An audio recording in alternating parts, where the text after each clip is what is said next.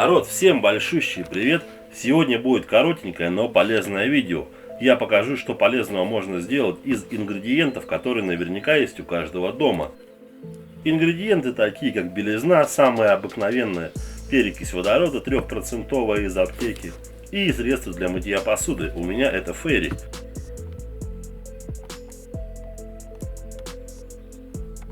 Итак, давайте ближе к делу. Возьму емкость, у меня это банка из-под саморезов, и наливаю в нее пол-литра белизны. У меня банка с белизной литровая, поэтому отливаю половину банки.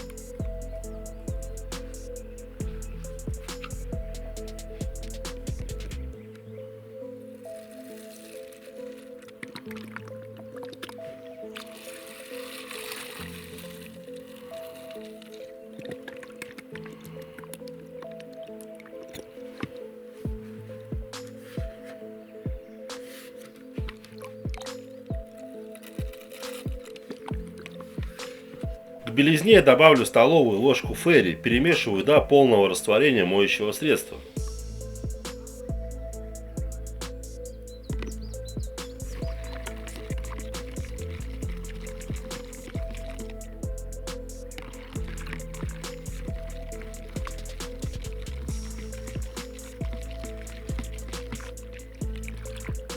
Ну а теперь пришло время перекиси.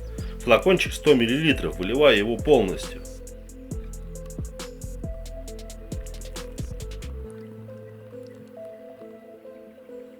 Начинает обильно выделяться пена, в этом нет ничего страшного. Перемешиваем, и наш наносостав готов.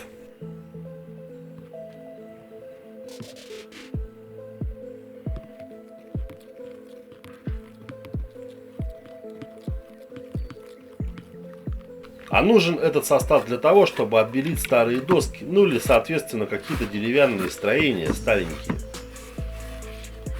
Покажу на примере вот такой доски. Она пару лет лежала под открытым небом и под дождем, и под снегом. Наносим состав и смотрим, что произойдет. Я не буду прерывать видео, посмотрим в режиме реального времени. Я специально нанесу на определенную область, чтобы увидеть границу.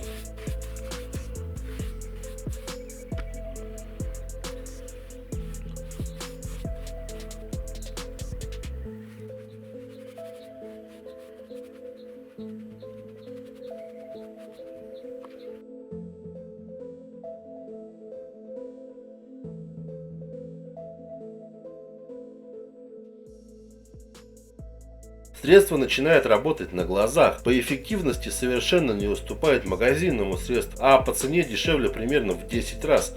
Литр белизны стоит 80 рублей.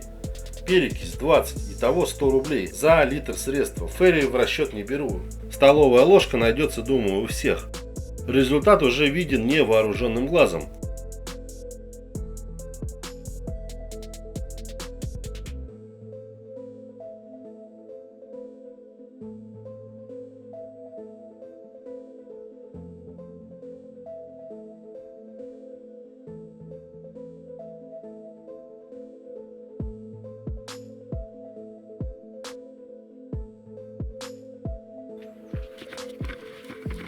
Также для удобства состав можно перелить в распылитель и обрабатывать с удобством большие объемы.